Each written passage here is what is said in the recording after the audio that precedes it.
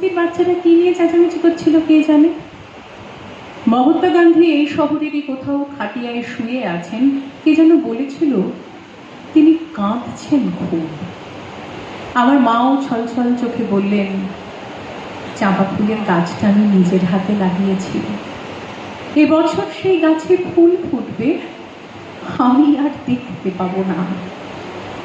লাহোর কিংবা এলাহাবাদ কোনো এক শহরে হোটেলের ঘরে বসে গরমে ঘামতে ঘামতে র্যাডক্লিফ নামের এক ইংরেজ ভারতের মানচিত্র নিয়ে কাটাকুটি খেলছেন। তিনি আমার মায়ের চাঁপা ফুল গাছের কথা কিছুই জানেন না। ঝড়ে উড়ে যাওয়ার মতন এক একটা গ্রাম চলে যাচ্ছে সীমান্তের এপারে ওপারে। কারোর রান্নাঘর পড়ে রইল পুরনো দেশে, কোনো গৃহস্থের গোয়াল ঘর চলে গেল নতুন রাজ্যে। অনেক নদীও দুটুকরো হয়ে গেল, লক্ষ লক্ষ মানুষের জীবন তছনছ হয়ে গেল স্বাধীনতার মূল্য দিতে গিয়ে। পাঞ্জাব এবং বাংলা, যে দুটো জায়গার ছেলেরা জীবন পণ করে সবচেয়ে বেশি লড়াই করেছিল দেশের মুক্তির জন্য, সেই দুটো রাজ্যই কেটে বইয়ে দেওয়া হলো রক্তগঙ্গা।